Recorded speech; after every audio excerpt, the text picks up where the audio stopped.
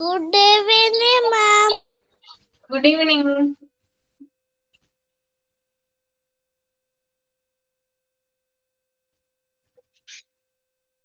Good evening, ma'am.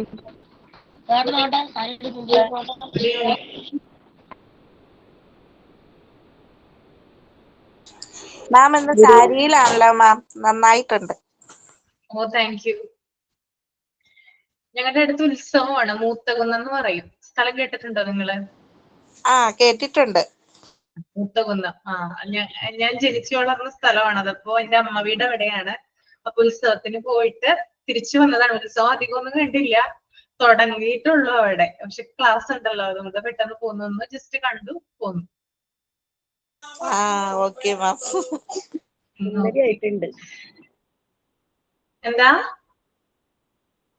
സുന്ദരിയായിട്ടുണ്ട്. Thank you thank you. കഴിഞ്ഞ ക്ലാസ്സില് നമ്മള് സെമിനാറ് പറഞ്ഞിട്ടുണ്ടായിരുന്നല്ലോ. ആരോടാ പറഞ്ഞത്, ഓർമ്മയുണ്ടോ നിങ്ങൾക്ക്? എന്നോടാ മിസ്. ആര്യലക്ഷ്മി. റെഡിയാണോ ആര്യലക്ഷ്മി? അതെ അതെ. അപ്പോ ആര്യലക്ഷ്മി സെമിനാർ പ്രസന്റ് ചെയ്യും. അതിനു മുമ്പ് നമുക്കൊരു പ്രെയർ ചെയ്യാം. ആരാ പ്രെയർ ചെയ്യുന്നേ? ജയശ്രീ അരുൺകുമാർ ഒരു പ്രെയർ ചെയ്തേ. ജയശ്രീ. എനിക്ക് സൗണ്ട് ഇല്ല മിസ്. സൗണ്ട് ഇല്ല? പിന്നെ ആരാ ചെയ്യാ? ഒരാളൊന്ന് പ്രെയർ ചെയ്തേ, എന്നിട്ട് നമുക്ക് സെമിനാർ കേൾക്കാം.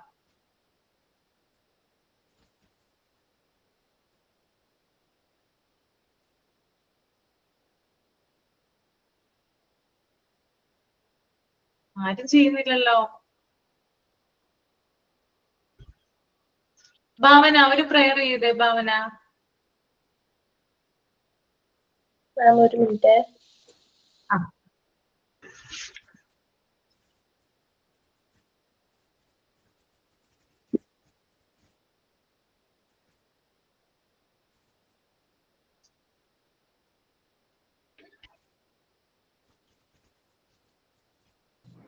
ചെയ്തോട്ടെ.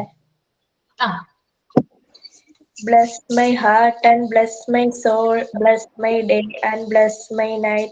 Thank you for the moon and sun, thank you for the trees and birds, thank you for the food and shelter, thank you God for everything. Okay. ആര്യലക്ഷ്മിയുടെ ടോപ്പിക് എന്തായിരുന്നു Arya? Coordination of co-curricular activities. Coordination of co-curricular activities. 42 page number. 42 അല്ലേ? ഇത് കുറച്ച് കൂടുതലുണ്ട് അല്ലേ? കുറച്ചുണ്ട്, പക്ഷെ repeated ആയിട്ട് ഒരേ ഐഡിയാസ് തന്നെ വരുന്നുണ്ട് വീണ്ടും വീണ്ടും അതിൽ തന്നെ വരുന്നുണ്ട് അല്ലേ?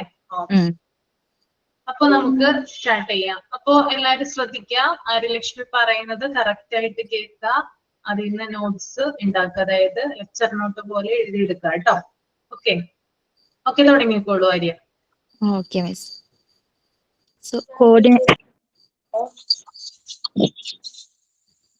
Coordination of co-curricular activities. So co-curricular activities എന്തൊക്കെയാണെന്ന് നമ്മൾ കഴിഞ്ഞ ദിവസം ജസ്റ്റ് ഒന്ന് ഡിസ്കസ് ചെയ്തായിരുന്നു.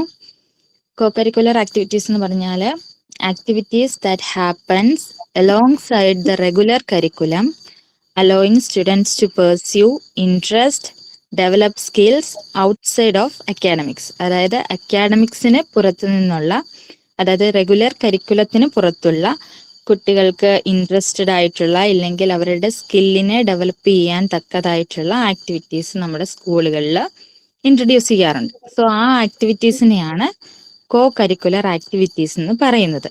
അതായത് സ്പോർട്സോ അല്ലെങ്കിൽ എന്തെങ്കിലും അക്കാഡമിക് ക്ലബുകളോ ക്രിയേറ്റീവ് ആയിട്ടുള്ള ആക്ടിവിറ്റീസോ കമ്മ്യൂണിറ്റി സർവീസസ് അങ്ങനെയുള്ള കാര്യങ്ങളെല്ലാം ഈ കോ കരിക്കുലർ ആക്ടിവിറ്റീസിൽ പെടുന്നതാണ്. സോ ഇത്തരം ആക്ടിവിറ്റീസ് നമ്മുടെ സ്കൂളുകളിൽ ലോഞ്ച് ചെയ്യുന്നതിന് മുമ്പ് ചില കാര്യങ്ങളൊക്കെ ശ്രദ്ധിക്കേണ്ടതായിട്ടുണ്ട്. അതിനെക്കുറിച്ചാണ് ഈ പാരഗ്രാഫിൽ പറഞ്ഞിരിക്കുന്നത് full. So before an activity is launched, it should be backed democratically by the staffs. അതായത് ഒരു സ്കൂളിൽ ഏതെങ്കിലും രീതിയിലുള്ള ഒരു പ്രവർത്തനങ്ങൾ സ്റ്റാർട്ട് ചെയ്യുന്നതിന് മുമ്പ് അവിടുത്തെ എല്ലാ സ്റ്റാഫുകളുടെയും ഡെമോക്രാറ്റിക്കലി ഉള്ള ഒരു സപ്പോർട്ട് ആ ആക്ടിവിറ്റിക്ക് ഉണ്ടായിരിക്കണം. എല്ലാവരുടെയും അഭിപ്രായങ്ങൾ അതിലുണ്ടാവണം. അതിൽ ഭൂരിപക്ഷത്തിന്റെ ഒരു അഭിപ്രായത്തിനനുസരിച്ചായിരിക്കണം ആ ആക്ടിവിറ്റി ആ സ്കൂളിൽ തുടങ്ങേണ്ടതായിട്ടുള്ളത്.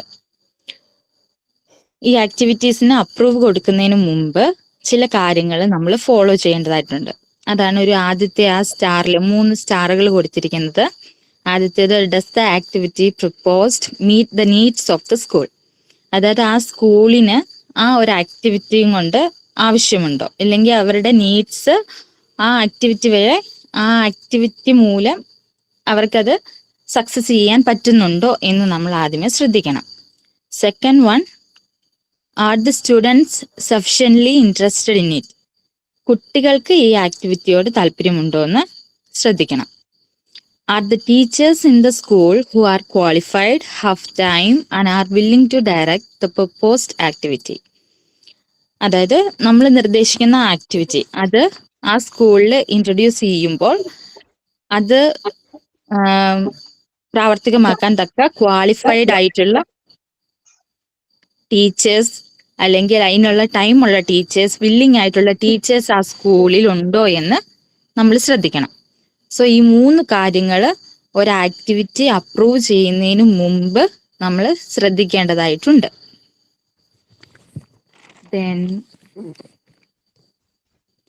ദെൻ നമ്മൾ അപ്രൂവ് ചെയ്യുന്ന ആക്ടിവിറ്റി, ആ ആക്ടിവിറ്റിയുടെ കോച്ചോ ഇല്ലെങ്കിൽ സ്പോൺസറോ അതാരുമാകട്ടെ, അത് പക്ഷെ ആ സ്കൂളിലെ സ്റ്റാഫ്സ് തന്നെ ആയിരിക്കണം. ടീച്ചേഴ്സും അല്ലെങ്കിൽ അല്ലാതെയുള്ള ഏതൊരു സ്റ്റാഫുമാകാം, പക്ഷെ ആ സ്കൂളിൽ നിന്നുള്ള ഒരു സ്റ്റാഫ് തന്നെ ആയിരിക്കണം. ഔട്ട്സൈഡേഴ്സിനെ അതിൽ ഇൻവോൾവ് ചെയ്യിക്കാതിരിക്കുന്നതായിരിക്കും ബെറ്റർ. ദെൻ ഒരു കോ കരിക്കുലർ ആക്ടിവിറ്റീസ് ഒറ്റയടിക്ക് ഒരു സ്കൂളിൽ നമുക്ക് പ്രാവർത്തികമാക്കാമെന്ന് കരുതരുത്. സോ ഗ്രാജുവലി ആയിരിക്കും അതിനൊരു ഡെവലപ്പ് ഉണ്ടാകുക. നമ്മളൊരു സ്കൂളിൽ ഒരു ആക്ടിവിറ്റി ഇൻട്രൊഡ്യൂസ് ചെയ്യുമ്പോൾ തന്നെ മാനേജ്മെന്റിന്റെ സമ്മതം വേണം, കുട്ടികൾക്ക് അതിൽ ഇൻട്രസ്റ്റ് ഉണ്ടോ എന്ന് നോക്കണം, പിന്നെ നമ്മളുടെ മൊത്തത്തിൽ എല്ലാ സ്റ്റാഫ്സും നമ്മളോട് സപ്പോർട്ട് ചെയ്യുന്നുണ്ടോ എന്ന് നോക്കണം. സോ ഇതെല്ലാം ആയെങ്കിൽ മാത്രമേ ആ ആക്ടിവിറ്റി അവിടെ ഇൻട്രൊഡ്യൂസ്ഡ് ആവുള്ളൂ. സോ അതിനുശേഷവും ഇതിൽ കുട്ടികൾ വരണം, അവർക്ക് അതിലോട് താല്പര്യം വരണം. അങ്ങനെ ഗ്രാജുവൽ ആയിട്ട് മാത്രമേ ആ ആക്ടിവിറ്റി അവരെ സക്സസ് ആവുകയുള്ളൂ. പിന്നെ പ്രധാനമായിട്ടും നോക്കേണ്ടത് ആ ആക്ടിവിറ്റിയിൽ കുട്ടികൾക്ക് ഇൻട്രസ്റ്റഡ് ആണോ, ആ സ്റ്റുഡൻസ് അതിൽ ഇൻട്രസ്റ്റഡ് ആണോ എന്നാണ് ഏറ്റവും ഇമ്പോർട്ടൻ്റ് ആയിട്ടുള്ള കാര്യം. അതായത് ഒരു സ്കൂളോ കോളേജോ എന്ത് വേണമെങ്കിലും എടുക്കാം നമുക്ക്. അവിടെ സജീവമായിട്ടുള്ള ഹിസ്റ്ററി ഡിപ്പാർട്ട്മെന്റ് ഉണ്ട്. ടീച്ചേഴ്സ്, അതായത് ക്വാളിഫൈഡ് ആയിട്ടുള്ള ടീച്ചേഴ്സ് ഉണ്ട്, ആ വിഷയത്തിൽ ഇൻട്രസ്റ്റഡ് ആയിട്ടുള്ള കുട്ടികളുണ്ട് എന്നൊക്കെ ഉണ്ടെങ്കിൽ നമുക്ക് അവിടെ ഒരു ഹിസ്റ്ററി ക്ലബ്ബ് സ്റ്റാർട്ട് ചെയ്യാം. സോ ഇതൊന്നും ഇല്ല എന്നുണ്ടെങ്കിൽ നമുക്ക് അവിടെ അത് ഇൻട്രൊഡ്യൂസ് ചെയ്യുന്നത് കൊണ്ട് പ്രത്യേകിച്ച് ഗുണമൊന്നും ഉണ്ടാവില്ല. സോ അവിടെ കുട്ടികൾക്ക് അതിൽ ഇൻട്രസ്റ്റഡ് ആണോ, അതിന് പറ്റിയ ക്വാളിഫൈഡ് ആയിട്ടുള്ള ടീച്ചേഴ്സ് എവിടെ ഉണ്ടോ എന്നുള്ളത് നമ്മൾ ഇൻട്രൊഡ്യൂസ് ചെയ്യുന്ന ആക്ടിവിറ്റിയിൽ പ്രധാനമായിട്ടും ശ്രദ്ധിക്കേണ്ടതാണ്.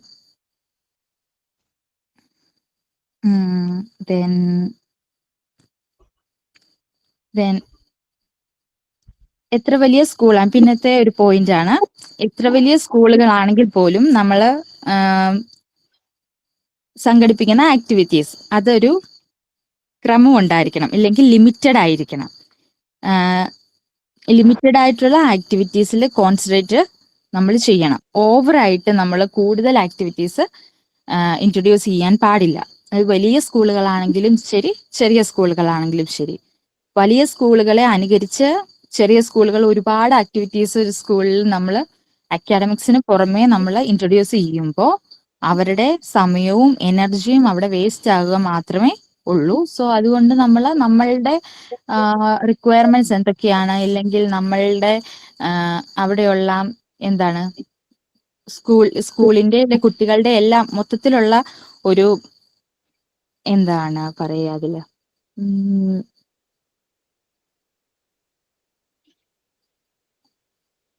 അതായത് വലിയ സ്കൂളുകളാണെങ്കിൽ അവരുടെ അവിടെ കിട്ടുന്ന എന്താണ് എന്ത് പറയാ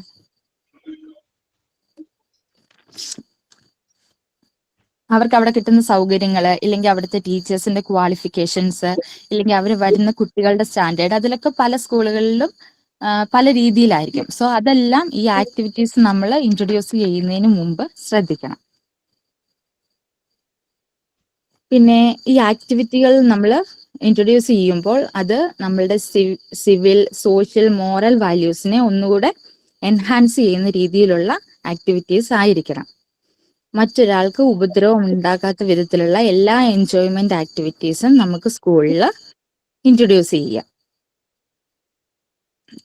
ദെൻ ഒരു അക്കാഡമിക് ഇയറിൽ ഒരു സ്റ്റുഡന്റിനെ എത്ര ആക്ടിവിറ്റിയിൽ ഇൻവോൾവ് ആകാം എന്നുള്ളത് അത് ആ കുട്ടിയുടെ ഒരു ഇഷ്ടത്തിനനുസരിച്ചാണ്. എന്നാൽ പോലും നമുക്ക് അതിൽ ഒരു ലിമിറ്റേഷൻസ് വെക്കേണ്ടതായിട്ടുണ്ട്.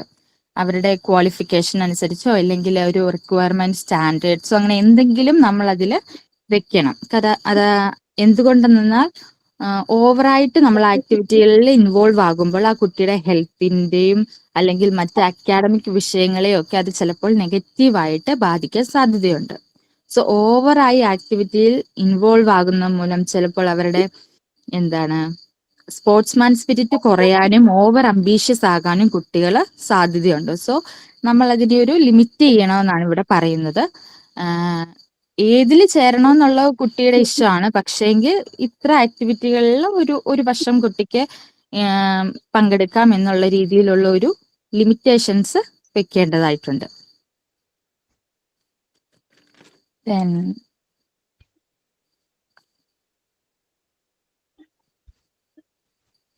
പിന്നെ ലാസ്റ്റ് പറയുന്നത് ഒരു ഡെമോക്രാറ്റിക് ഓർഗനൈസേഷനിൽ ചില പോയിന്റ്സ് നമ്മൾ ഇതിൽ ഫോളോ ചെയ്യേണ്ടതായിട്ടുണ്ട്. ഒരു 5 പോയിന്റ്സ് ഇവർ ഇതിൽ പറയുന്നുണ്ട്.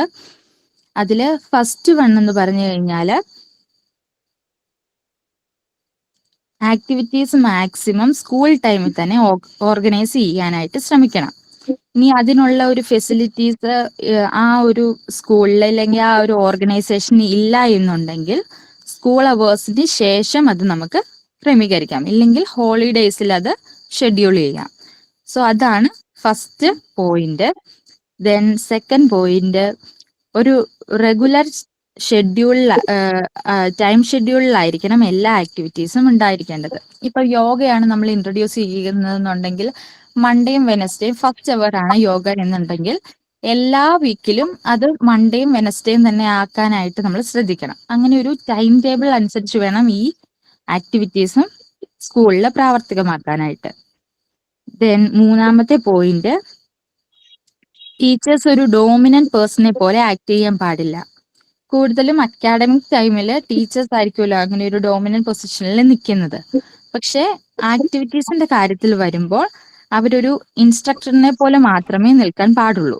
ഇപ്പൊ നമ്മളോട് ജിഷ മിസ് പറയുന്ന പോലെ നമ്മൾ ടീച്ചേഴ്സ് അല്ല ഫെസിലിറ്റേറ്റേഴ്സ് ആണ് എന്ന് പറയുന്ന പോലെ കുട്ടികളുടെ അഭിപ്രായത്തിനായിരിക്കണം കൂടുതൽ ഇമ്പോർട്ടൻസ് നൽകേണ്ടത്. സോ അവരെ ജസ്റ്റ് നമ്മൾ ഒബ്സർവ് ചെയ്യുക, അവർക്ക് വേണ്ടിയിട്ടുള്ള ചെറിയ ചെറിയ എന്തെങ്കിലും പോയിന്റ്സ് പറഞ്ഞു കൊടുക്കുക. അങ്ങനെ കുട്ടികൾക്കായിരിക്കണം ആ ആക്ടിവിറ്റി ടൈമിൽ കൂടുതലും ഇമ്പോർട്ടൻസ് കിട്ടേണ്ടത്. ദെൻ ഫോർത്ത് വൺ, ആക്ടിവിറ്റീസ് ഒരുപാട് എക്സ്പെൻസീവും സമയം എടുക്കുന്നതും ആകാൻ പാടില്ല. അതായത് ഒരു കുട്ടിക്ക് ഒരു ആക്ടിവിറ്റിയിൽ പങ്കെടുക്കാൻ ആഗ്രഹമുണ്ട്, പക്ഷെ അത് എക്സ്പെൻസീവ് ആയതുമൂലം അവന്റെ ഫിനാൻഷ്യൽ സ്റ്റെബിലിറ്റി അനുസരിച്ച് അവനത് പറ്റുന്നില്ല എന്നുണ്ടെങ്കിൽ ആ ആക്ടിവിറ്റി കൊണ്ടൊരു ഗുണമില്ലെന്നാകും. അവൻ അതിൽ ഇൻട്രസ്റ്റഡ് ആണ് എന്നുണ്ടെങ്കിൽ അവൻ അതിൽ പങ്കെടുക്കാൻ പറ്റണം. സോ നമ്മൾ അതിന്റെ ഒരുപാട് എക്സ്പെൻസീവ് ആക്കരുത്. നമുക്ക് ഇഷ്ടമുള്ള ആർക്കും അതിൽ പങ്കെടുക്കാം എന്നുള്ള ഒരു രീതിയിലാണ് ആക്ടിവിറ്റീസ് ഇൻട്രൊഡ്യൂസ് ചെയ്യാൻ. ദെൻ ഫിഫ്ത്ത് പോയിന്റ് എന്താണെന്ന് വെച്ച് കഴിഞ്ഞാൽ ഈ ആക്ടിവിറ്റി ടൈമിൽ ടീച്ചേഴ്സിന്റെ ഒരു ക്ലോസ് ഒബ്സർവേഷൻ ആവശ്യമുണ്ട്. അതായത് ഏത് ആക്ടിവിറ്റി ആണെങ്കിലും ആ ആക്ടിവിറ്റിക്ക് അതിൻ്റെതായ ഒരു ഫണ്ട് ഉണ്ടാകും. അതുപോലെ തന്നെ അതിന്റെ ഒരു അക്കൗണ്ട് കീപ്പ് ചെയ്യേണ്ടതായിട്ടൊക്കെ വരും. സോ അങ്ങനെയുള്ള കാര്യങ്ങളിൽ ടീച്ചേഴ്സിന്റെ ഒരു ഒബ്സർവേഷൻ എപ്പോഴും വേണം. കുട്ടികളുടെ അത്തരത്തിലുള്ള ആക്ടിവിറ്റി ഫണ്ടുകൾ മറ്റു കാര്യങ്ങൾക്ക് വേണ്ടി മിസ്യൂസ് ചെയ്യപ്പെടാൻ പാടില്ല. ഇത്രയാണ് ഇതിൽ പറഞ്ഞിരിക്കുന്നത്. ഓക്കെ, നന്നായി ചെയ്തു കേട്ടോ ആര്യലക്ഷ്മി. Okay miss. ആർക്കെങ്കിലും എന്തെങ്കിലും ഡൗട്ട് ഉണ്ടെങ്കിൽ ചോദിക്കാം കേട്ടോ, ആര്യനോട് ചോദിക്കാം.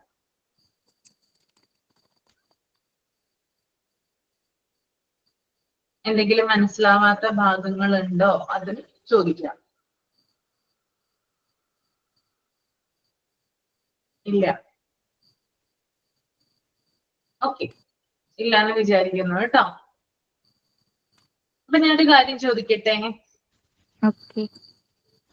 ആര് നന്നായിട്ട് ചെയ്തു കേട്ടോ.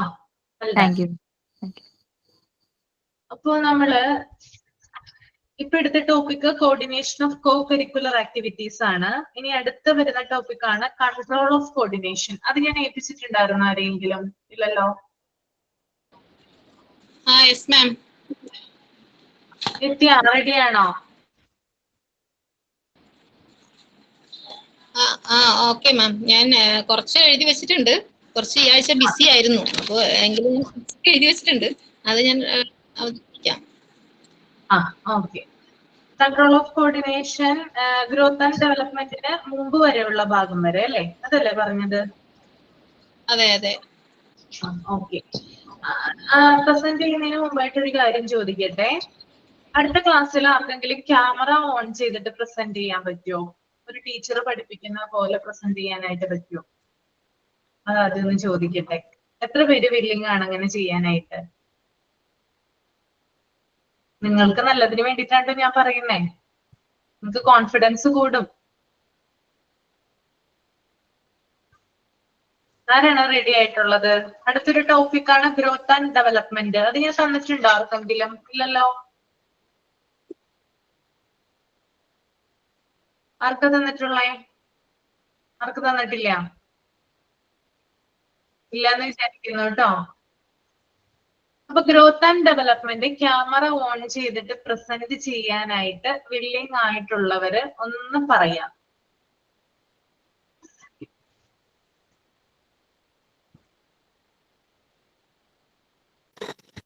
ഞാൻ ചെയ്യാം. സുജാത പ്രവീൺ. ഓക്കെ, നല്ല കുട്ടിയാണ് കേട്ടോ. ഓക്കെ, നമുക്കൊന്ന് കാണാം.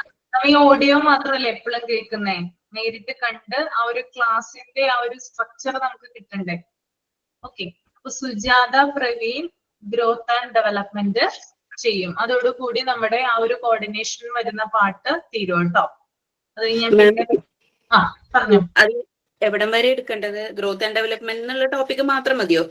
ഇത് മതി. പിന്നെ നമ്മൾ എടുത്തതാണ്, ഞാൻ എടുത്തതാണ് പ്രാക്ടിക്കൽ. ഞാന് കുറച്ച് ക്ലാസ് ഞാൻ കയറിയിട്ടുണ്ടായിരുന്നില്ല, അതുകൊണ്ടാണ് ഞാൻ ഇത്തിരി മടിച്ചു നിന്നത്.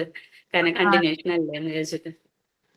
Growth and development, meaning and definition of growth, then program planning and actualization, organization. അത്രയുമാണ് ഇതിനകത്ത് വരുന്നത്. ഓക്കെ, റെഡി അല്ലേ? ഓക്കെ, അപ്പൊ അടുത്ത ക്ലാസ്സിൽ ഒന്ന് പ്രിപ്പയർ ചെയ്തിട്ട് വരാം കേട്ടോ. അപ്പൊ ഓക്കെ, അപ്പൊ നമുക്ക് ഇനി നിത്യ ഹരിദാസിന്റെ സെമിനാർ കൂടി ഒന്ന് കേൾക്കാം. ഓക്കെ നിത്യ, സ്റ്റാർട്ട് ചെയ്തോളൂ കേട്ടോ. Okay, thank you ma'am for giving me this opportunity. And control of coordination. ഒരു സ്കൂള് അതിന്റെ അക്കാദമിക് സ്റ്റാർട്ട് ചെയ്യുന്നത് തന്നെ വ്യക്തമായ പ്ലാനിങ്ങിലൂടെ ആയിരിക്കും അല്ലേ? അതിൽ അവരുടെ ഒബ്ജക്റ്റീവ്സ് ഉണ്ടാവും, പിന്നെ അവർ ഈ ഒബ്ജക്റ്റീവ് അച്ചീവ് ചെയ്യാനുള്ള ആക്ടിവിറ്റീസ് ഉണ്ടാവും. അങ്ങനെ ഇതെല്ലാം സെറ്റ് ചെയ്തുകൊണ്ട് ഒരു നല്ല പ്ലാനിങ്ങോട് കൂടി ആയിരിക്കും ഒരു സ്കൂള് സ്റ്റാർട്ട് ചെയ്യുന്നത്. ഈ സ്കൂളിന്റെ പ്രവർത്തനങ്ങൾക്ക് ആവശ്യമായ എല്ലാ കോർഡിനേഷൻ, അതായത് ഒരു സ്കൂൾ എന്ന് വെച്ച് കഴിഞ്ഞാൽ അവിടെ എന്തൊക്കെ ഉണ്ടാവും? പലതരത്തിലുള്ള ഡിപ്പാർട്ട്മെന്റ്സ് ഉണ്ടാവും, ടീച്ചേഴ്സ് ഉണ്ടാവും, നോൺ ടീച്ചിങ് സ്റ്റാഫ് ഉണ്ടാവും, പിന്നെ സ്റ്റുഡൻസും ഉണ്ടാവും അല്ലെ? ഇവരെല്ലാം കോർഡിനേറ്റ് ചെയ്തുകൊണ്ട് അവരെല്ലാം ഏകോപിപ്പിച്ചുകൊണ്ടുള്ള സ്കൂളിന്റെ ഒരു പ്രവർത്തനം. അത് എന്തിനു വേണ്ടിയായിരിക്കും? നല്ലൊരു ഗോൾ അച്ചീവ്, അതായത് സ്കൂളിൽ നല്ലൊരു റിസൾട്ട് അല്ലെ, ആ സ്ഥലത്തുള്ള അല്ലെങ്കിൽ ആ ചുറ്റുപാടുള്ള എല്ലാ സ്കൂളുകളെക്കാളും മികച്ചൊരു സ്കൂളാക്കി മാറ്റാൻ വേണ്ടിയുള്ള ഒരു പ്രവർത്തനമാണ് ഒരു സ്കൂളിന്റെ അക്കാദമിക് ഇയറിൽ നടന്നുകൊണ്ടിരിക്കുന്നത്. അപ്പൊ ഈ പ്രവർത്തനത്തിന് വേണ്ടിയുള്ള ഒരു control, that is control in coordination. അപ്പൊ ആരുടെ ഭാഗത്തു നിന്നായിരിക്കും?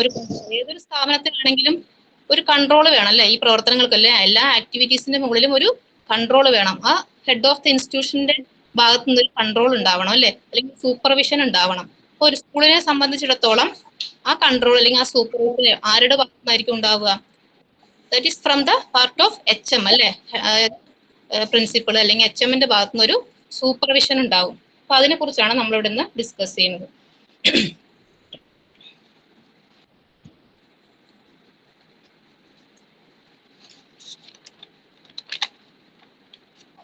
So what is meant by control in coordination?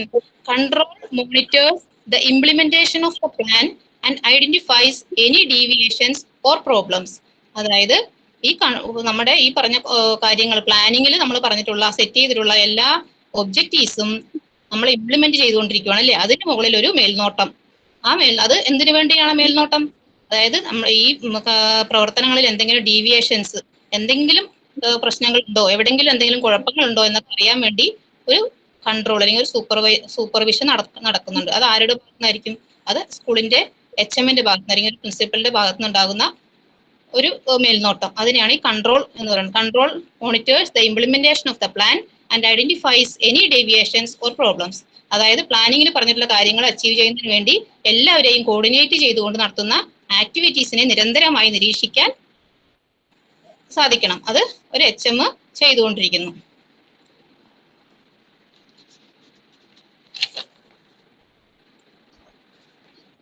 ഈ കൺട്രോൾ എങ്ങനെയായിരിക്കണം എന്നാണ് പറയുന്നത്. The supervision will depend upon the type of the activity and the maturity level of students.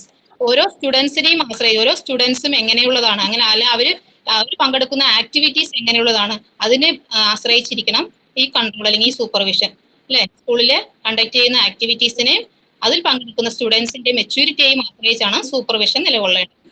അതായത് ഇപ്പോൾ ഒരു LP UP ലെവലിലുള്ള കുട്ടികൾ പങ്കെടുക്കുന്ന ഒരു പ്രോഗ്രാമാണ് അല്ലെങ്കിൽ ഒരു ആക്ടിവിറ്റിയാണ്. അതിൽ എങ്ങനെയായിരിക്കും അതിൽ സൂപ്പർവിഷൻ ചെയ്യേണ്ടത്? ഒരു മദർലി ടൈപ്പ് സൂപ്പർവിഷൻ ആണ് വേണ്ടത്. ഒരു അമ്മയുടെ കരുതലാണ് അവിടെ സൂപ്പർവിഷനിലൂടെ ഉദ്ദേശിക്കുന്നത് അല്ലെ. ടീച്ചേഴ്സ് കുട്ടികളുടെ കൂടെ നിന്ന് അവരെ സപ്പോർട്ട് ചെയ്ത് അവർക്ക് വേണ്ട കാര്യങ്ങൾ പറഞ്ഞു കൊടുത്ത് അല്ലെ, സ്നേഹത്തോടെ അവരോട് ഇടപഴകുന്നത് അങ്ങനെ ആവണം അല്ലെ. LP UP ലെവലിൽ എന്ന് വെച്ചാൽ അവരെന്ന് വെച്ചാൽ കുഞ്ഞു കുട്ടികളാണ്. അപ്പൊ അവർക്ക് അങ്ങനത്തെ സൂപ്പർവിഷൻ അല്ലെങ്കിൽ ഒരു കൺട്രോൾ ആണ് വേണ്ടത്. അതേസമയം ഒരു ഹൈസ്കൂൾ ലെവൽ അല്ലെങ്കിൽ UP ലെവല് അല്ല ഹൈസ്കൂൾ ലെവൽ അല്ലെങ്കിൽ ഹയർ സെക്കൻഡറി ലെവലിലുള്ള കുട്ടികൾക്കാണെങ്കിലോ ഒരു ബ്രദർലി ടൈപ്പ് സൂപ്പർവിഷൻ ആണ് അവിടെ വേണ്ടത്. ഒരു ഫ്രണ്ട്ലി ആയിട്ടുള്ള ഒരു സൂപ്പർവിഷൻ വേണം എന്നാണ് ഇവിടെ പറയുന്നത്. എന്തിനു വേണ്ടിയാണ് ഈ സൂപ്പർവിഷനും ഇതൊക്കെ പറഞ്ഞ? കുട്ടികളുടെ ലീഡർഷിപ്പ് ക്വാളിറ്റി ഡെവലപ്പ് ചെയ്യാൻ, അവർക്ക് നല്ലൊരു വിദ്യാഭ്യാസം അച്ചീവ് ചെയ്യാൻ, അല്ലെങ്കിൽ അവർക്ക് അവരുടെ സ്കില്ലൊക്കെ ഡെവലപ്പ് ചെയ്ത് നല്ലൊരു ഭാവിയിൽ നല്ലൊരു വ്യക്തികളായി വളർന്നു വരാനാണ് ഇങ്ങനെയുള്ള കൺട്രോൾ അവിടെ ആവശ്യം വരുന്നത്. പിന്നെ സ്കൂളിൽ ഇങ്ങനെ ഓരോ കോ കരിക്കുലർ ആക്ടിവിറ്റീസ് കണ്ടക്ട് ചെയ്യാറില്ലേ. കോ കരിക്കുലർ ആക്ടിവിറ്റീസ് എന്ന് പറഞ്ഞാൽ എന്താണ്? അതായത് സ്കൂളില് പഠനത്തോടൊപ്പം തന്നെ മറ്റ് പാഠ്യേതര വിഷയങ്ങൾ, മറ്റ് സഹപാഠ്യ പ്രവർത്തനങ്ങൾ, അതാണ് കോ കരിക്കുലർ ആക്ടിവിറ്റീസ് എന്ന് പറയുന്നത്. അപ്പൊ ഇത് കണ്ടക്ട് ചെയ്യുമ്പോൾ അവിടെ കോർഡിനേഷൻ ആവശ്യമാണ് അല്ലെ. എല്ലാവരെയും, അവരുടെ കുട്ടികളെയും ടീച്ചേഴ്സിനെയും ഒക്കെ ഏകോപിപ്പിച്ചുകൊണ്ട് പരിപാടി ഭംഗിയായി നടത്തണം.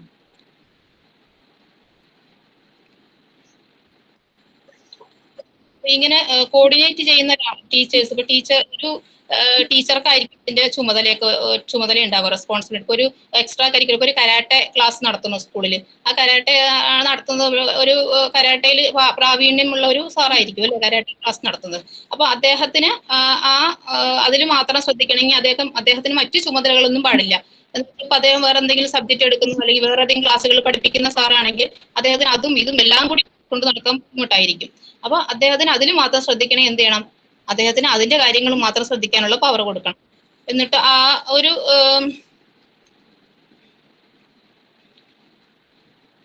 പിന്നെ ഇപ്പൊ ഒരു എക്സാമ്പിൾ പറയുകയാണെങ്കിൽ ഒരു കരാട്ടെ ടൂർണമെന്റ് നടത്തുന്നു വെച്ചിരിക്കുക. സ്കൂളിൽ ഒരു കരാട്ടെ ടൂർണമെന്റ് നടത്തുന്നു. അപ്പൊ ആ കരാട്ടെ ടൂർണമെന്റ് നടത്തുമ്പോൾ മറ്റു സ്കൂളുകളിലെ കുട്ടികളിലേക്ക് കൂടി പങ്കെടുപ്പിച്ചുകൊണ്ടായിരിക്കും ടൂർണമെന്റ് നടത്തുന്നത്.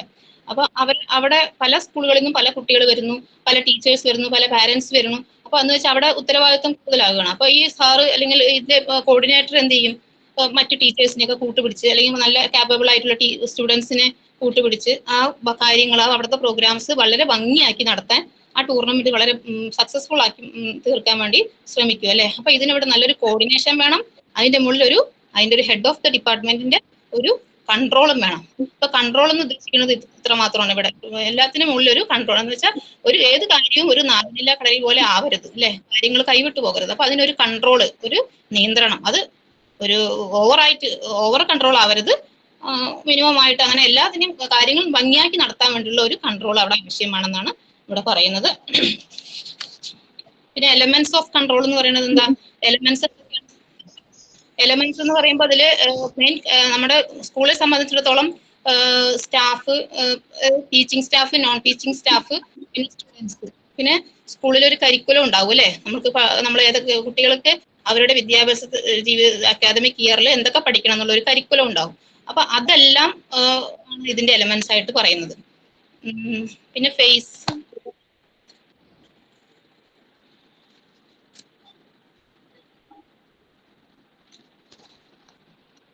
ഇത്രയും മാം ഞാൻ ഇത്രയും റെഡിയാക്കിയിട്ടുള്ളൂ. ഞാൻ ഒരുപാട് തിരക്കിലായിരുന്നു, കുറെ ഫംഗ്ഷൻസ് ഒക്കെ ഉണ്ടായിരുന്നു. അതുകൊണ്ട് പെട്ടെന്ന് ഇപ്പോ വൈകിട്ടാണ് കുറച്ച് പ്രിപ്പയർ ആയത്. അതുകൊണ്ട് അതിൻ്റെതായ ബുദ്ധിമുട്ടുകളുണ്ട്. സാറില്ല, കുറച്ച് വെപ്രാളം ഉണ്ടോ പറയുമ്പോ?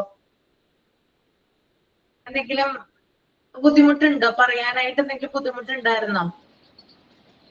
ഇല്ല, ശരിക്കും പ്രിപ്പയർഡ് ആവാത്തതിന്റെ ഒരു ടെൻഷൻ, അത്രേ ഉള്ളൂ. ശരി. സാരില്ല, ചെയ്തെല്ലാവർക്കും മനസ്സിലായിട്ടുണ്ട്. എനിക്ക് മനസ്സിലായി കാര്യങ്ങളൊക്കെ. നന്നായിട്ട് ചെയ്തു കേട്ടോ. അപ്പൊ ഇനി ചെയ്യുമ്പോഴും കുറച്ചുകൂടി നന്നായിട്ട് ചെയ്യാം. ഓക്കെ. ഓക്കെ, ധൃതി പിടിച്ചിട്ടാണ് ആ ഒരു ഇത് ടെൻഷനും കാര്യങ്ങളൊക്കെ വന്നത്. സാരില്ല കേട്ടോ. ഓക്കെ.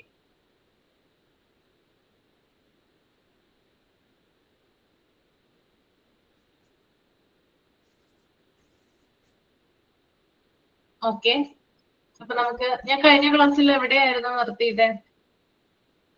ഏത് പോയിന്റ് ആയിരുന്നു പറഞ്ഞു നിർത്തിയിട്ടുണ്ടായിരുന്നേ?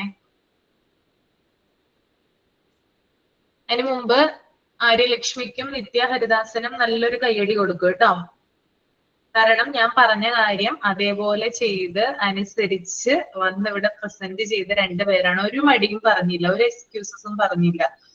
നിത്യ ഹരിദാസിന് കുറച്ച് സമയം കിട്ടിയുള്ളൂ, എന്നാലും ആ കുട്ടി ആ ഉള്ള സമയം കൊണ്ട് വെച്ചിട്ടാണ് അത് ചെയ്തത് കേട്ടോ. അപ്പൊ വലിയൊരു കയ്യടി കൊടുക്കണം അതിന്.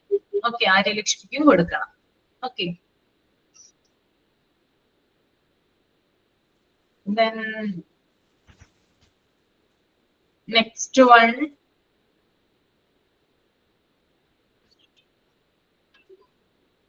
നമ്മള് ജനറൽ റെക്കോർഡ്സിനെ കുറിച്ചിട്ടാണ് പറഞ്ഞത് അല്ലേ? ഏത് പോയിന്റ് ആണ് പറഞ്ഞു നിർത്തിയത്? ഓർമ്മയില്ലേ രമ്യ? ഏത് പോയിന്റ് ആയിരുന്നു? ലോങ് ബുക്ക് അല്ലേ? അതിന്റെ പോയിന്റ് പറഞ്ഞു, maintaining important administrative and academic information പറഞ്ഞല്ലേ? ഓക്കെ. അടുത്തതാണ് വിസിറ്റേഴ്സ് ബുക്ക്. വിസിറ്റേഴ്സ് ബുക്ക് എല്ലാവർക്കും അറിയാം, വിസിറ്റേഴ്സിന്റെ നോട്ടാണ് അല്ലെ? അതായത് വിസിറ്റേഴ്സ് വരുമ്പോൾ അവരുടെ ഡീറ്റെയിൽസ് ഒക്കെ എഴുതി വെക്കുന്ന ഒരു രജിസ്റ്റർ അല്ലെങ്കിൽ ഒരു ബുക്കിനെയാണ് വിസിറ്റേഴ്സ് ബുക്ക് എന്ന് പറയുന്നത്. Details of visitors, name, date and time, purpose of visit, ആ കാര്യങ്ങളാണ് വിസിറ്റേഴ്സ് ബുക്കിൽ വരുന്നത് കേട്ടോ. എന്തൊക്കെയാണ് വരിക? ചില കാര്യങ്ങൾ മാത്രമേ കൂടുതൽ എക്സ്പ്ലെയിൻ ചെയ്ത് പറയുള്ളൂ, ചില പോയിന്റുകൾ അങ്ങനെ തന്നെ പറഞ്ഞു പോവുക ചെയ്യുന്നത്. അപ്പൊ നോട്ട് ചെയ്യേണ്ട കാര്യങ്ങൾ നോട്ട് ചെയ്തെടുക്കുക കേട്ടോ. അപ്പൊ വിസിറ്റേഴ്സ് ബുക്കിൽ വരുന്നത് details of visitors, name, date and time, purpose of visit, ഇത്രയും കാര്യങ്ങൾ അതിനകത്ത് വരുന്നതാണ്. Then അടുത്തതാണ് service registers of the employees. എന്താണ് service registers of the employees എന്ന് പറയുന്നത്? എന്തൊക്കെ കാര്യങ്ങളായിരിക്കും അതിനകത്ത് ഇൻക്ലൂഡഡ് ആയിട്ടുണ്ടാവുക? സർവീസ് രജിസ്റ്റർ ഓഫ് ദ എംപ്ലോയിയില് ആ ബുക്കിൽ എന്തൊക്കെ കാര്യങ്ങളായിരിക്കും വരുന്നത്? ഒന്ന് നോട്ട് ചെയ്തോളൂ കേട്ടോ. Documents that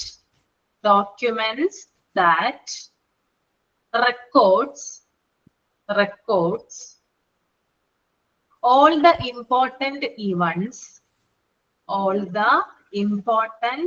events in their career from recruitment to retirement. ഒന്നുകൂടി പറയണോ? Documents that records all the important events in their career from recruitment to retirement.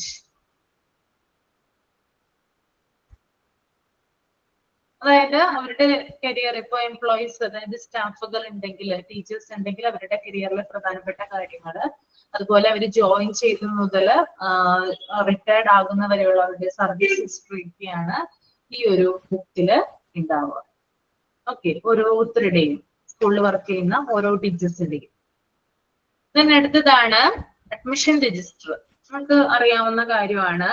the record basic details about children admitted to the school and about their parents or guardians. അതായത് ചിൽഡ്രനിന്റെ, അതായത് കുട്ടിയുടെ details ഉണ്ടാകും, അതുപോലെ തന്നെ പാരന്റ്സിന്റെയും ഗാർഡിയൻസിന്റെയും പേര് വിവരങ്ങളും admission രജിസ്റ്ററിൽ ഉണ്ടാകുന്നതാണ്. ഒന്നുകൂടി ഞാൻ പറഞ്ഞുതരാം കേട്ടോ. the record basic details, the record basic details about children admitted to the school, comma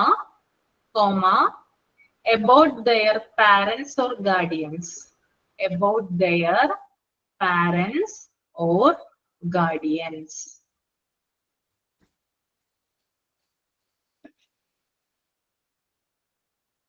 പ്രാവശ്യം കൂടെ പറയാം. എവിടം വരെ എഴുതിയത് സിയ? ഇടയിലിടയിൽ എഴുതിയിരിക്കുന്നത് ജസ്റ്റ് ഒന്ന് പറഞ്ഞാൽ മതി. The record basic details about children admitted to the school and about their parents or guardians,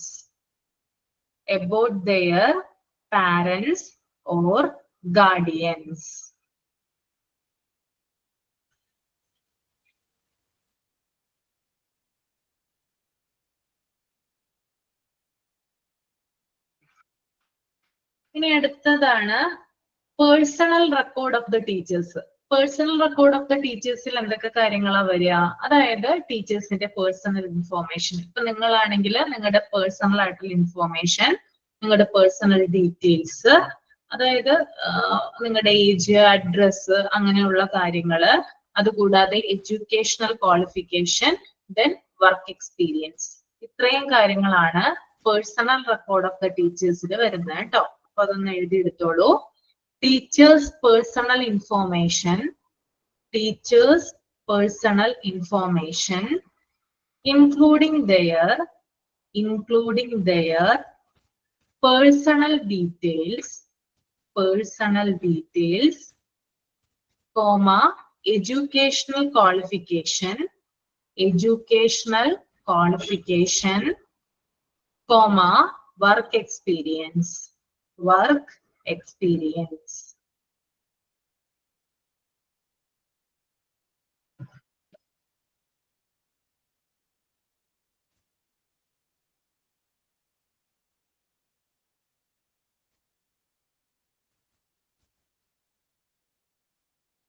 ഇനി അടുത്തതാണ് ട്രാൻസ്ഫർ സർട്ടിഫിക്കറ്റ് ഫയൽ. അത് നിങ്ങൾക്ക് അറിയാം അല്ലേ? നമ്മൾ TC കൊടുക്കുമല്ലോ. ട്രാൻസ്ഫർ സർട്ടിഫിക്കറ്റ് കൊടുക്കുമ്പോൾ കുട്ടിയുടെ എല്ലാ തരത്തിലുള്ള കാര്യങ്ങളും പരിശോധിച്ച് കുട്ടിയുടെ അക്കാദമിക് ഹിസ്റ്ററി അതിനകത്ത് രേഖപ്പെടുത്തി മറ്റൊരു സ്കൂളിലേക്ക് അഡ്മിഷൻ കൊടുക്കുകയാണ് ചെയ്യുന്നത് അല്ലെ? അപ്പൊ അതിനെയാണ് ട്രാൻസ്ഫർ സർട്ടിഫിക്കറ്റ് എന്ന് പറയുന്നത്. നമ്മൾ ഏതൊരു സ്കൂളിൽ ജോയിൻ ചെയ്യുന്നതിനും നമുക്ക് TC അത്യാവശ്യമാണ് അല്ലെ?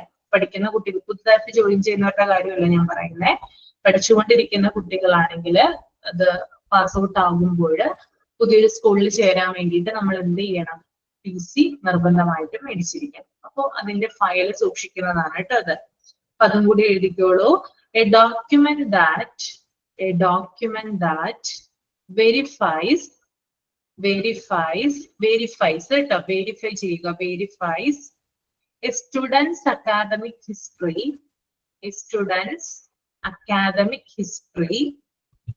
and admission to a school.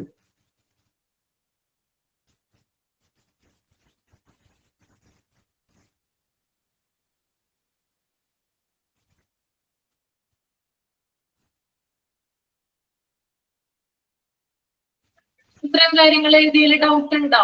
Clear ആണോ?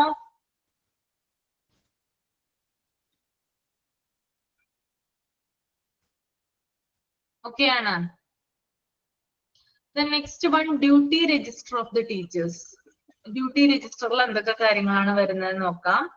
അതായത് ഇതൊരു ഡോക്യുമെന്റ് ആണ്. ഇതിനകത്ത് ടീച്ചർമാരുടെ ഡെയിലി ടാസ്കുകൾ, അതായത് ടീച്ചർമാര് ഡെയിലി ചെയ്യേണ്ട റെസ്പോൺസിബിലിറ്റീസ്, ഓരോ ടീച്ചർമാരും ചെയ്യേണ്ട റെസ്പോൺസിബിലിറ്റീസ്, അവർക്ക് കൊടുത്തിരിക്കുന്ന ക്ലാസ്സുകള്, അതുപോലെ സൂപ്പർവിഷൻ ഡ്യൂട്ടീസ്, സ്പെഷ്യൽ ഡ്യൂട്ടീസ്, ഇതൊക്കെ കൊടുത്തിട്ടുണ്ടെങ്കിൽ അതിന്റെ രേഖകളാണ് ഇതിനകത്തുള്ളത്, ഡ്യൂട്ടി രജിസ്റ്ററിൽ ഉള്ളത് കേട്ടോ. അപ്പൊ നിങ്ങളൊരു സ്കൂളിൽ ചെന്ന് കഴിഞ്ഞാൽ നിങ്ങൾക്ക് സ്പെഷ്യൽ ഡ്യൂട്ടീസ് തരും, അതുപോലെ ചില ക്ലാസ്സുകളുടെ ഡ്യൂട്ടീസ് ലഭിക്കും. ഇതൊക്കെ എന്ത് ചെയ്തിട്ടുണ്ടാവും, ഒരു രജിസ്റ്ററിൽ രേഖപ്പെടുത്തി വെച്ചിട്ടുണ്ടാവും. ഓക്കെ, എഴുതിക്കോളൂ. Document used by a school, document used by a school to record the daily schedule, to record the daily schedule and responsibilities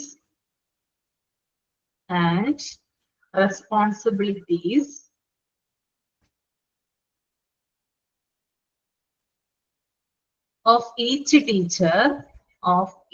teacher, including their assigned classes, assigned, ASSIGNED, assigned classes, comma supervision duties, comma special duties. ഒന്നുകൂടി ഞാൻ പറയാം. Document used by a school to record the daily schedule and responsibilities of each teacher, including their assigned classes, supervision duties, special duties. Okay. Then other books എന്ന് പറഞ്ഞാൽ മറ്റു പല ബുക്കുകളും സ്കൂളിൽ use ചെയ്യാം. അതിന്റെ ആവശ്യത്തിനനുസരിച്ച്, അതിന്റെ പേര് മെൻഷൻ ചെയ്യുന്നില്ല, അതർ ബുക്സ് എന്ന് മാത്രമാണ് അവിടെ പറയുന്നത് കേട്ടോ. ഓക്കെ, അപ്പൊ ഇത്രയുമാണ് ജനറൽ റെക്കോർഡ്സിൽ വരുന്നത്. ദെൻ അടുത്തത് ഫിനാൻഷ്യൽ റെക്കോർഡ്സ് ആണ്, അതായത് സാമ്പത്തികപരമായിട്ടുള്ള രേഖകൾ അല്ലെങ്കിൽ അതിനുവേണ്ടി സൂക്ഷിച്ചിരിക്കുന്ന റെക്കോർഡുകൾ. അതിനകത്ത് ആദ്യം വരുന്നതാണ് അക്വിറ്റൻസ് റോൾ. അക്വിറ്റൻസ് റോൾ എന്ന് പറഞ്ഞാല് it's a form of receipt, റെസിപ്റ്റിന്റെ രൂപത്തിലുള്ള ഒരു റെക്കോർഡാണ്. ഇത് പ്രൂഫ് ഓഫ് പേയ്മെന്റ്, അതായത് പേയ്മെന്റ് ഒക്കെ നടത്തുമല്ലോ, അതിന് വേണ്ടിയിട്ട് ഒരു പ്രൂഫായിട്ട്, തെളിവായിട്ട് സൂക്ഷിച്ചു വെച്ചിരിക്കുന്ന ഒരു റെക്കോർഡാണ്. ഓക്കെ, റെസിപ്റ്റിന്റെ രൂപത്തിലായിരിക്കും ഉണ്ടാവുക. മാത്രമല്ല ഇതൊരു പ്രൂഫ് ഓഫ് പേയ്മെന്റ് ആണ്. ഓക്കെ, അപ്പൊ അത് എഴുതിക്കോളൂ കേട്ടോ. It can be used as a, acquittance റോളിനെ കുറിച്ചിട്ടാണ് ഞാനിപ്പോ പറയുന്നത് കേട്ടോ. It can be used as a form of receipt. It can be used as a form of receipt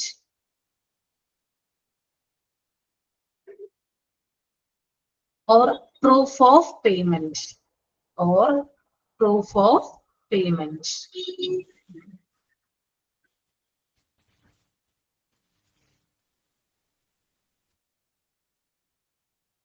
ഇനി അടുത്തതാണ് കോണ്ടിൻജൻസി രജിസ്റ്റർ. കോണ്ടിൻജൻസി രജിസ്റ്റർ എന്ന് പറയുന്നത് അതായത് ഫിനാൻഷ്യൽ റെക്കോർഡ്സിൽ വരുന്നതാണ്. എക്സ്പെൻഡിച്ചറിനെ കുറിച്ച്, അതായത് സ്കൂളിൽ ഉണ്ടാകുന്ന ചെലവുകളെ കുറിച്ച് രേഖപ്പെടുത്തി വെക്കുന്നതിന് വേണ്ടിയിട്ട് ഉപയോഗിക്കുന്ന ഒരു രജിസ്റ്റർ ആണ് കോണ്ടിൻജൻസി രജിസ്റ്റർ എന്ന് പറയുന്നത്. ഇതിനകത്ത് എക്സ്പെൻഡിച്ചർ, അതായത് ചെലവ് നടന്നിട്ടുള്ള ദിവസം, അതായത് ഏത് ഡേയിലാണ് ചെലവ് നടന്നിട്ടുള്ളത്, എക്സ്പെൻഡിച്ചർ ഉണ്ടായിട്ടുള്ളത്, അതുപോലെ അതിന്റെ ഡേറ്റ് എന്നാണ്, അതായത് തുക, ഒരു സ്കൂള് എന്തിനു വേണ്ടിയെങ്കിലും തുക ചെലവഴിച്ചിട്ടുണ്ടെങ്കിൽ, എമൗണ്ട് ചെലവാക്കിയിട്ടുണ്ടെങ്കിൽ ആ ചെലവാക്കിയ തുകയുടെ ഡേറ്റ് എന്നാണ്. ചിലപ്പോൾ ഇന്നായിരിക്കാം ഒരു 10,000 രൂപ സ്കൂളിന്റെ ആവശ്യത്തിന് വേണ്ടി ഒരു ഷോപ്പിൽ കൊടുത്തു എന്ന് വിചാരിക്കുക, എന്തെങ്കിലും ആവശ്യത്തിനായിട്ട് 10,000 രൂപയാണ് ഷോപ്പിൽ കൊടുക്കുന്നതെങ്കിൽ ആ എമൗണ്ട് എത്രയാണെന്ന് എഴുതുക, ദെൻ ഡേറ്റ് എഴുതുക. അങ്ങനെയുള്ള കാര്യങ്ങളൊക്കെ എഴുതി വെക്കുന്നതാണ് എന്ത്, ഈ ഒരു രജിസ്റ്റർ എന്നതുകൊണ്ട് ഉദ്ദേശിക്കുന്നത് കേട്ടോ. അപ്പൊ ഡേറ്റ് ഓഫ് പേയ്മെന്റ് ഉണ്ടാകും, അതുപോലെ എമൗണ്ട് പെയ്ഡ്, എത്ര രൂപയാണ് ചെലവാക്കിയത് എന്നുണ്ടാകും. അപ്പോ നെയിം ഓഫ്, അതുപോലെ തന്നെ ആർക്കാണോ ഈ തുക കൊടുത്തിട്ടുള്ളത് അവരുടെ പേര്. ഇപ്പൊ ഷോപ്പിനാണെങ്കിൽ തുക കൊടുത്തിട്ടുള്ളതെങ്കിൽ ഷോപ്പിന്റെ പേരും ആ ഷോപ്പ് ഓണറുടെ പേരും അവിടെ മെൻഷൻ ചെയ്ത് എഴുതിയിട്ടുണ്ടാവും. ഓക്കെ, അപ്പൊ അങ്ങനെയുള്ള കാര്യങ്ങളാണ് രജിസ്റ്ററിൽ സൂക്ഷിക്കുന്നത്. പിന്നെ അടുത്തത് ബിൽ രജിസ്റ്റർ ആണ്. ബിൽ രജിസ്റ്റർ എന്ന് പറഞ്ഞാൽ നിങ്ങൾക്ക് അറിയാലോ, അതായത് നമ്മുടെ ബില്ലുകളും മറ്റുമൊക്കെ, അതായത് അതിന്റെ കോപ്പീസും മറ്റുമൊക്കെ രേഖപ്പെടുത്തി കൃത്യമായിട്ട് അറ്റാച്ച് ചെയ്ത് വെച്ചിരിക്കുന്ന രജിസ്റ്റർ ആണ് ബിൽ രജിസ്റ്റർ എന്ന് പറയുന്നത്. ഓക്കെ, ദെൻ അടുത്തത് രജിസ്റ്റർ ഓഫ് സ്കോളർഷിപ്പ്. ഓറൽ അവിടെ ഓഫ് ആണ് വരിക. സ്കോളർഷിപ്പിന്റെ രജിസ്റ്റർ, അതായത് സ്കോളർഷിപ്പ് കിട്ടിയിട്ടുള്ള കുട്ടികളൊക്കെ ഉണ്ടാകും. അപ്പൊ അവരുടെ പേര്, വിവരങ്ങളും കാര്യങ്ങളൊക്കെ, അവരുടെ ഡീറ്റെയിൽസ് ഒക്കെ രേഖപ്പെടുത്തി വെച്ചിരിക്കുന്നത് സ്കോളർഷിപ്പ് രജിസ്റ്ററിലാണ്. Okay, then register of donation, അതായത് പല ആളുകളും ഡൊണേഷൻ ചെയ്തിട്ടുണ്ടാവും സ്കൂളിന് വേണ്ടിയിട്ട് പല എമൗണ്ട്. അപ്പൊ അതിന്റെയൊക്കെ തുക, എത്ര ഡൊണേഷൻ ആണ് വന്നിട്ടുള്ളത്, ആരൊക്കെയാണ് ആ ഡൊണേഷൻ തന്നിരിക്കുന്നത്, എത്ര എമൗണ്ട് ആണ് ആ ഡൊണേറ്റ് ചെയ്തിരിക്കുന്ന തുക, ഇതൊക്കെ കറക്റ്റ് ആയിട്ട് നമുക്ക് അറിയാൻ വേണ്ടിയിട്ട് ഇതിൽ സൂക്ഷിച്ചിട്ടുണ്ടാവും ഈ രജിസ്റ്റർ, അതായത് ഡൊണേഷൻ രജിസ്റ്ററിലാണ് ഈ കാര്യങ്ങളൊക്കെ സൂക്ഷിച്ചു വെച്ചിട്ടുണ്ടാവുക. ദെൻ സ്റ്റുഡൻസ് ഫണ്ട് രജിസ്റ്റർ, സ്റ്റുഡൻസിന്റെ കയ്യിൽ നിന്ന് മേടിക്കുന്ന ഫണ്ട്, അതായത് അല്ലെങ്കിൽ സ്റ്റുഡൻസിന് വേണ്ടി ചെലവാക്കുന്ന, രണ്ട് രീതിയിൽ നമുക്ക് പറയാം. സ്റ്റുഡൻസിന്റെ കയ്യിൽ നിന്ന് കളക്ട് ചെയ്യുന്നതും സ്റ്റുഡൻസിന് വേണ്ടി ചെലവാക്കുന്നതുമായിട്ടുള്ള പലതരം ഫണ്ടുകളുണ്ട്. ഓക്കെ, അപ്പൊ ആ ഫണ്ടുകളുടെ ഒക്കെ രേഖകള് നമ്മൾ എവിടെയാണ് സൂക്ഷിക്കുക? സ്റ്റുഡൻസ് ഫണ്ട് രജിസ്റ്ററിലാണ് സൂക്ഷിച്ചു വെക്കുന്നത്. ഓക്കെ, ദെൻ അടുത്തതാണ് ക്യാഷ് ബുക്ക്. ക്യാഷ് ബുക്ക് എന്ന് പറയുന്നത് ഒന്ന് എഴുതിയെടുത്തോളൂ കേട്ടോ എന്താണെന്ന്. അത് കുറച്ച് റയറായിട്ടായിരിക്കും നിങ്ങൾ കേട്ടിട്ടുണ്ടാവുക. ആർക്കെങ്കിലും അറിയോ ക്യാഷ് ബുക്ക് എന്താണെന്ന്? ക്യാഷ് ബുക്ക് എന്താണ് ഒന്ന് പറയാമോ? അക്കൗണ്ടൻസി ഒക്കെ പഠിച്ചിട്ടുള്ള ആളുകളുണ്ടോ? ഉണ്ടാവുമല്ലോ. എക്സ്പെൻഡിച്ചർ, ഫിനാൻഷ്യൽ ആയിട്ടുള്ള കാര്യങ്ങളൊക്കെ രേഖപ്പെടുത്തിയിട്ടുണ്ട്. ക്യാഷ് എക്സ്പെൻസ് ആണ് മെയിൻ ആയിട്ട്. Okay, very good. അതൊന്ന് എഴുതി വെക്കോളൂ കേട്ടോ, എഴുതി വെച്ചോളൂ. Cash book is A financial journal. Cash book is A financial journal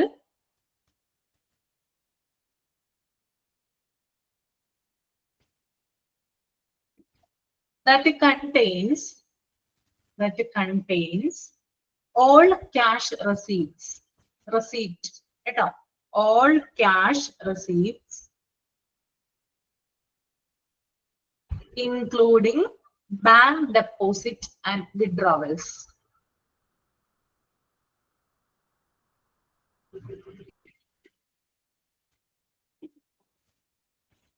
Cash book is a financial journal that contains all cash receipts, including bank deposits and withdrawals. Okay.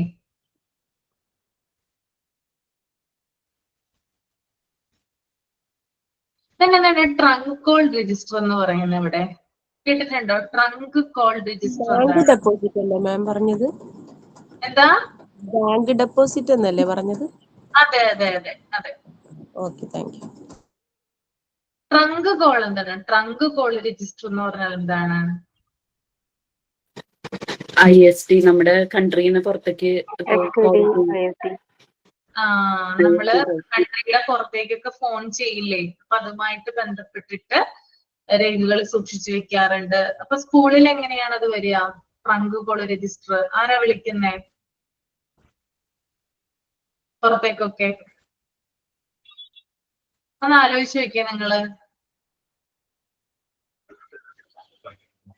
Long distance board എക്സാമിന്റെ എന്തെങ്കിലും related ആയിട്ട് ഡൽഹിക്കോ അങ്ങനെയൊക്കെ call ചെയ്യുന്നുണ്ടെങ്കിൽ അതെ, long distance call ആണ് trunk call എന്ന് പറയുന്നത് കേട്ടോ. ലോങ് ഡിസ്റ്റൻസ്, വളരെ ദൂരത്തിലേക്കുള്ള ഫോൺ വിളിയാണ് നമ്മൾ ട്രങ്ക് കോൾ എന്ന് പറയുന്നത്. ഇപ്പോ HM തന്നെ പല ആവശ്യത്തിന് വേണ്ടിയിട്ട് ഹയർ അതോറിറ്റീസ്, ഇപ്പൊ ഡൽഹിയിലോട്ടൊക്കെ വിളിക്കുന്നെങ്കിൽ, അല്ലെങ്കിൽ അതിലും മേലുള്ള സ്ഥലങ്ങളിലൊക്കെ വിളിക്കണമെങ്കിൽ ഈ എന്താ പറയാ, അതിനെയാണ് ട്രങ്ക് കോൾ എന്ന് പറയുന്നത്. അപ്പോ അതിൻ്റെതായിട്ടുള്ള എവിടേക്കാണ് വിളിച്ചിട്ടുള്ളത് അതിന്റെയൊക്കെ രേഖകളാണ് ആ ഒരു രജിസ്റ്ററിൽ സൂക്ഷിച്ചു വെച്ചിട്ടുണ്ടാകും. ഓക്കെ, പിന്നെ അതുപോലെ തന്നെ ഫീ കളക്ഷൻ രജിസ്റ്റർ, കുട്ടികളിൽ നിന്ന് മേടിക്കുന്ന പലതരം ഫീസുകളുണ്ട്, അത് ഒരു രജിസ്റ്ററിൽ രേഖപ്പെടുത്തിയിട്ടുണ്ടാകും. ഓക്കെ, അപ്പൊ അത്രയുമാണ് ഫിനാൻഷ്യൽ റെക്കോർഡ്സിൽ വരുന്നത് കേട്ടോ. ഇനി അടുത്തതാണ് correspondence records.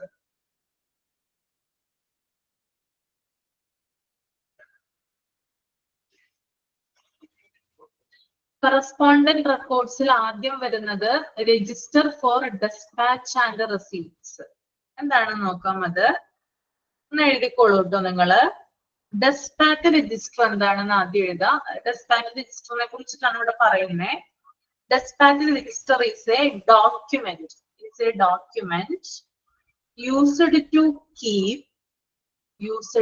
keep track all outgoing correspondence. Track all outgoing correspondence.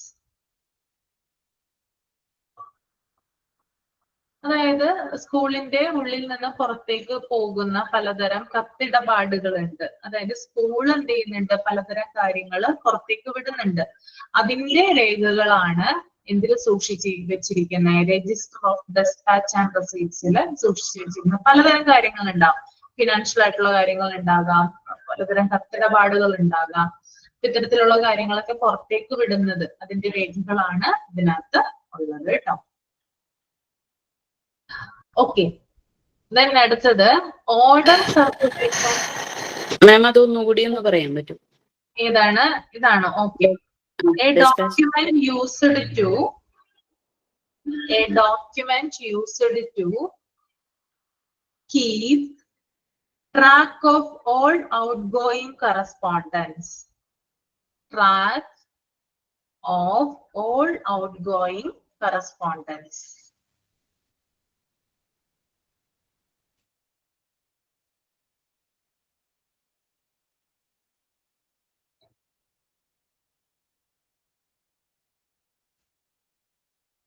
അടുത്തത് കാഷ്വൽ ലീവ് രജിസ്റ്റർ ആണ്. അതായത് അധ്യാപകരുടെ ലീവ് സംബന്ധിച്ച കാര്യങ്ങൾ, അല്ലെങ്കിൽ അവരെത്ര ലീവ് എടുക്കുന്നു, ആ ലീവിനെ പറ്റിയുള്ള കൂടുതലും വിവരങ്ങളും ഒക്കെ സൂക്ഷിച്ചു വെച്ചിരിക്കുന്ന റെക്കോർഡാണ് കാഷ്വൽ ലീവ് രജിസ്റ്റർ എന്ന് പറയുന്നത്. സാധാരണയായിട്ട് എടുക്കുന്ന ലീവുകളെ പറ്റിയുള്ള records. Okay, register of DO letters. Second point പറഞ്ഞോ? Sorry. Order circulation file of the department. അതായത് ഓർഡറുകൾ, പലതരം ഓർഡറുകൾ ഉണ്ടാവും. ഹയർ അതോറിറ്റീസിൽ വരുന്ന ഓർഡറുകൾ ഉണ്ടാവും, ഉത്തരവുകളൊക്കെ ഉണ്ടാവില്ലേ സ്കൂളിലേക്ക് വരുന്ന. ഇപ്പൊ അത് വിദ്യാഭ്യാസ വകുപ്പ്, എഡ്യൂക്കേഷൻ ഡിപ്പാർട്ട്മെന്റിൽ നിന്നാവാം, അല്ലെങ്കിൽ സർക്കാരിൽ നിന്നാകാം. അപ്പൊ ഇങ്ങനെയുള്ള കാര്യങ്ങളൊക്കെ വരുമ്പോൾ പലതരം ഓർഡറുകൾ എന്ത് ചെയ്യാറുണ്ട്, വരുമ്പോൾ അത് ഒരുമിച്ച് അറ്റാച്ച് ചെയ്ത് ഒരു ഫയലിൽ സൂക്ഷിച്ചു വെക്കാറുണ്ട്. അതിനെയാണ് order circulation file of the department എന്ന് പറയുന്നത്. ഓക്കെ, ക്ലിയർ ആണോ ഇത്രയും കാര്യങ്ങള്? ഓക്കെ ആണോ? ഓക്കെ, ഇനി അടുത്തതാണ് register of DO letters. DO letters എന്ന് പറയുന്നത് ഒരു ഒഫീഷ്യൽ ലെറ്റർ ആണ്, ഒഫീഷ്യൽ ആയിട്ടുള്ള ഒരു ലെറ്റർ ആണ്. ഇത് യൂസ് ചെയ്യുന്നത് ഗവൺമെന്റ് ഓഫീസേഴ്സ് ആണ്.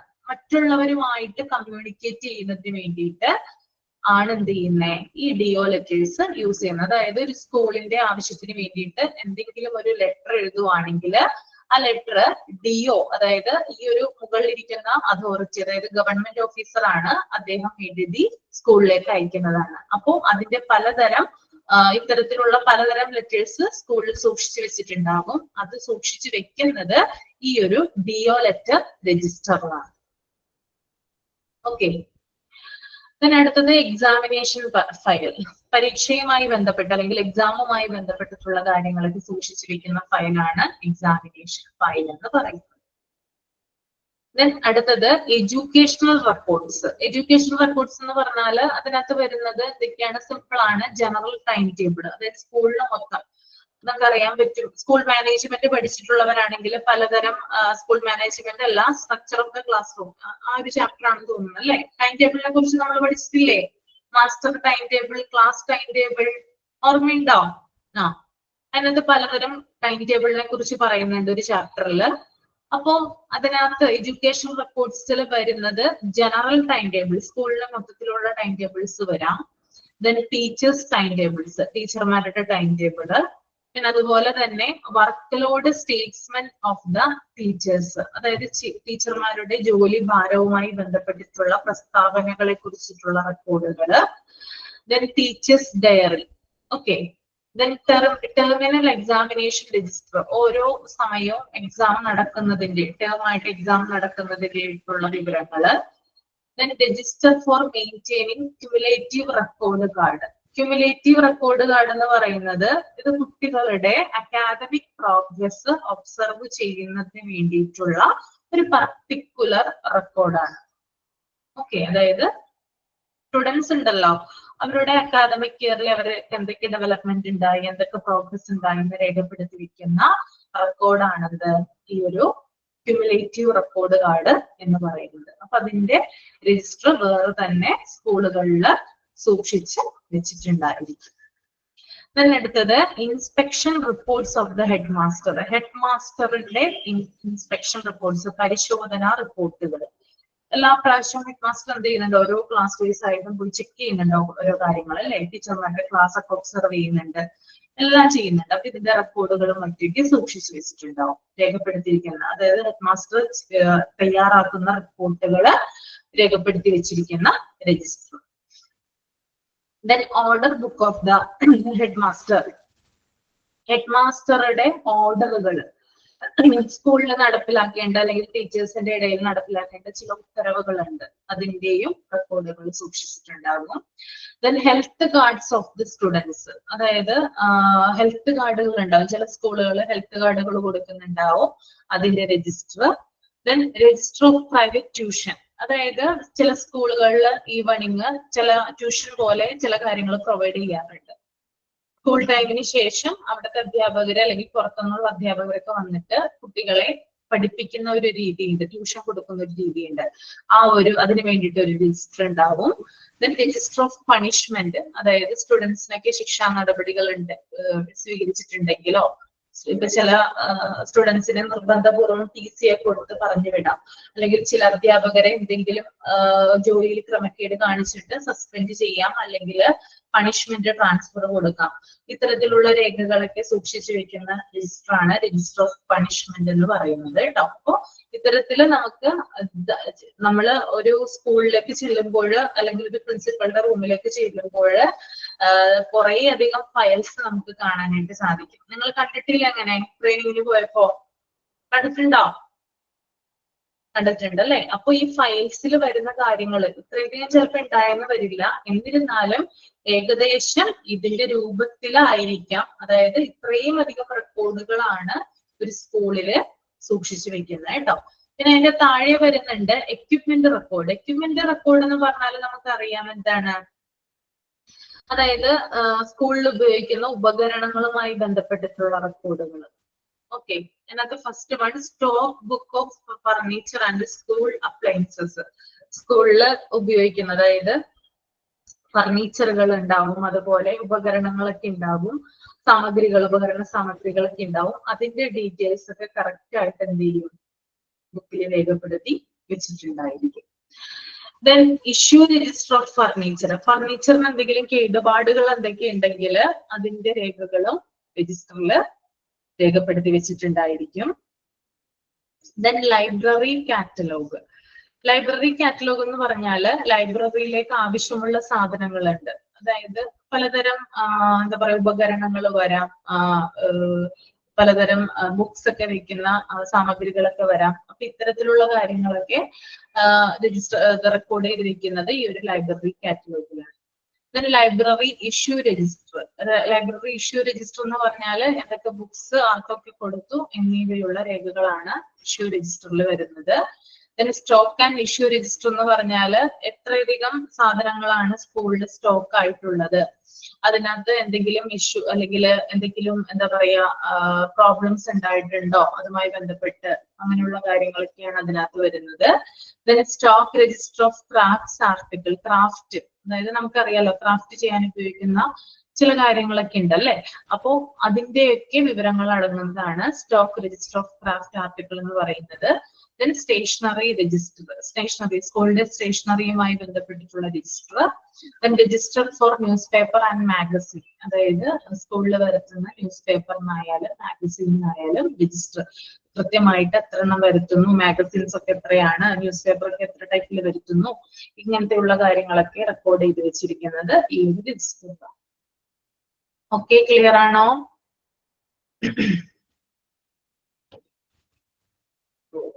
ഓക്കെ, നമുക്ക് വൈൻഡപ്പ് ചെയ്യാം. അടുത്ത ക്ലാസ്സിൽ ആരാണ്? സുജാത പ്രവീൺ. സുജാത അടുത്ത ക്ലാസ്സിൽ സെമിനാർ പ്രസന്റ് ചെയ്യാം. വീട്ടിലാണ് കാണാനായിട്ട് എല്ലാവരും. അപ്പൊ നമുക്കൊന്ന് നോക്കാം സുജാതയുടെ എങ്ങനെയാണെന്ന് കേട്ടോ. ഒരാള് ചെയ്താൽ മതി, പലരും അത് ഫോളോ ചെയ്തോളൂ കേട്ടോ. എല്ലാവരും അങ്ങനെ തന്നെ വീഡിയോ ഓൺ ചെയ്ത് സെമിനാർ പ്രസന്റ് ചെയ്യാനായിട്ട് ഒന്ന് ശ്രമിക്കുക. അതാണ് കൂടുതൽ നല്ലത്.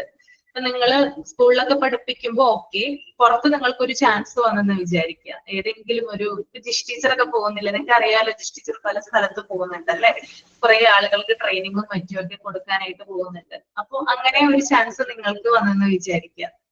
നിങ്ങൾ എന്ത് ചെയ്യും? വേണ്ടെന്ന് പറയോ? വേണ്ടെന്ന് പറയോ? ഇല്ല, പറയില്ല അല്ലെ. അപ്പൊ നമുക്കൊരു കോൺഫിഡൻസ് വേണം അതൊന്ന് പ്രസന്റ് ചെയ്യാനായിട്ട്. അപ്പൊ അതിന് വേണ്ടിയിട്ടാണ് ഈ ഒരു രീതിയിൽ ചെയ്യിപ്പിക്കാനായിട്ട് ഉദ്ദേശിക്കുന്നത് കേട്ടോ. ഓക്കെ, അപ്പൊ ഞാൻ വൈൻഡപ്പ് ചെയ്യാണ്. Thank you so much. Good night. Thank you, ma'am. Thank you,